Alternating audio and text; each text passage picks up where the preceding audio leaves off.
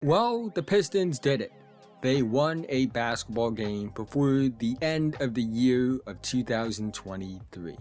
My thoughts go out to all the Wingstop employees in the Detroit area.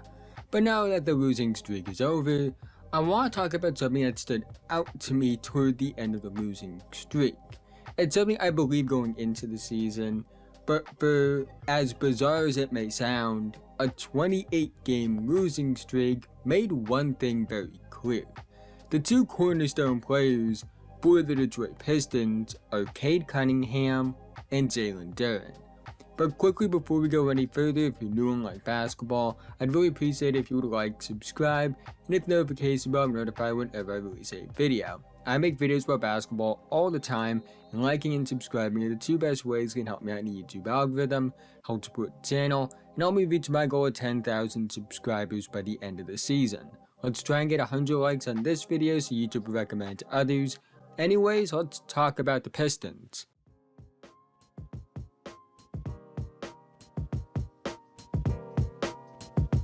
Kade Cunningham was a polarizing player during this losing streak, a lot of it based off his play compared to expectations of his pre-draft hype. And you could say he was underwhelming in the first 22 games of this losing streak, as he averaged just 21.1 points per game, 4.1 rebounds per game, 6.9 assists per game, and 4 turnovers per game on 41.3, 31, 88.3 splits, and a 51 true shooting percentage. I was critical of him as well. The handle was a bit sloppy, I had concerns about his finishing, he wasn't without fault. But at the same time, the situation wasn't great around him either, so it wasn't like he deserved all the blame, even if he wasn't without it either. However, the final 6 games of this losing streak is the greatest stretch of games where a player's team goes winless I've ever seen. In the final 6 games of this losing streak, Cade averaged 31.7 points per game, 5 rebounds per game, 7.2 assists per game, and 3.7 turnovers per game on 57.1, 46.4, 82.5 splits, and a 66.2 true shooting percentage. While in the first 22 games, you could put some blame on Cade because he was underperforming at times and was inconsistent, was up and down.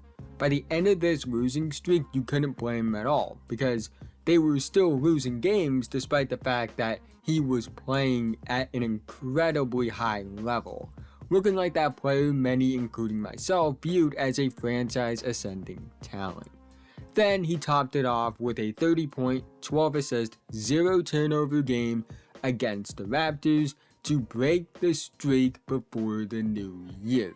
Now, it is a small sample. He does need to keep it up if he wants to get back on track and be that franchise ascending player.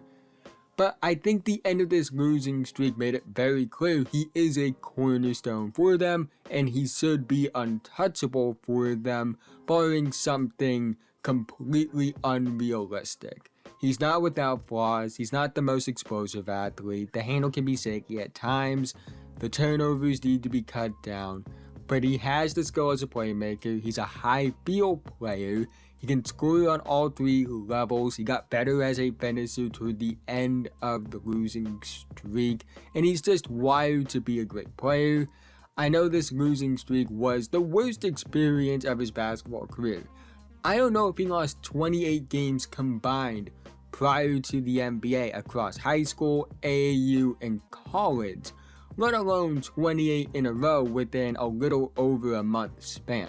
But I think those last 7 games of his proved that the idea of him reaching that pre-draft hype isn't out of the cards. It's not a guarantee, but when you watch what he did in those last 7 games, and specifically in games like the one against the Nets, the one against the Raptors, and the one against the Celtics, it is something you look at and say, that player is still there, and it is a possibility that he does reach those heights, but only time will tell. The other player I think has solidified himself as a cornerstone is Jaylen Duren. over his last 3 games, he averaged 15 points per game, 15.3 rebounds per game, and 2.7 assists per game on 60.7 field goal percentage and a 67.8 true shooting percentage.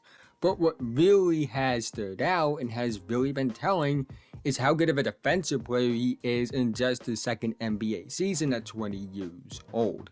When Duren is on the court, the Pistons have a 115.1 defensive rating, which would be 14th in the NBA, and they hold opponents to a 52.3 effective field goal percentage, which would be tied for 3rd in the NBA. When he's off the court, the Pistons have a 122.6 defensive rating, which is 29th in the NBA, and they hold opponents to just a 56.8 effective field goal percentage, which would be 27th in the NBA. He's one of the smartest defensive players for his age I've ever seen. His ability to read opposing defensive coverages and communicate as a defensive leader and anchor is truly special. On top of that, he's a great athlete with great physical tools.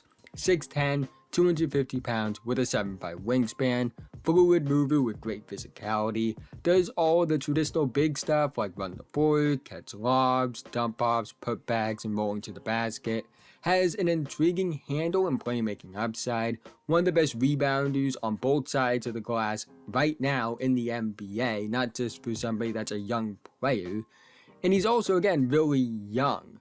He's younger than a decent amount of current rookies, and he's in year 2. Does he need to clean up his fouls? Yes, he does. But that's something a lot of young players at his position struggle with, and I believe in his motor and talent enough to believe that with time and reps, that area can be cleaned up. He's not like Chet, Paulo, or Wemby as this big-time offensive engine type of big forward, but he does have legit all-defense upside, is dominant in the paint, and a good playmaker. I could see him being an all-star in the mold of a defense-first guy that puts up relatively good offensive numbers, and a 20-year-old that has 15 to 18 points per game, 12 plus rebound per game to the point where he could lead the league in rebounding for many years to come and will be in the discussion for best rebounder in the NBA. And also 3 plus assists per game as this connecting secondary playmaker on top of the all defense upside. In the right situation, that player could make a decent amount of all-star teams and be that defensive-minded star big counterpart to the offense-heavy star bigs. In terms of everyone else, I like Jaden Ivy a lot. I don't know if the Pistons like him though. He's a volatile but talented player, and even though he's looked better since getting his starting job back, not that he should have ever lost it to begin with, I wouldn't be against moving him for the right package, because I do think it's a bit of a weird fit. He is somebody that he's either going to really help your team with high energy plays, or those same high energy attempts are going to hurt the team, but he's still very young, and if the right package isn't there, I would keep him, because I do think with time and reps he can control himself a bit better than he has. But at the same time, I get it. If you could get a good young player in return with Ivy as the center of that deal, you probably would do it. The Pistons also have to stop doing what they have been doing with Ausar Thompson. He had a great start, and I know he's raw offensively, but the Pistons aren't really in a position to not let him play through mistakes. They barely broke a 28-game losing streak last night. They tried their hardest to throw that game in the final minute, and messing with a young player's confidence can have immense consequences long term. Ausar does need to work on his jumper, but he should still be starting. He's the second best defensive player on this team behind Jaylen Duren as of right now.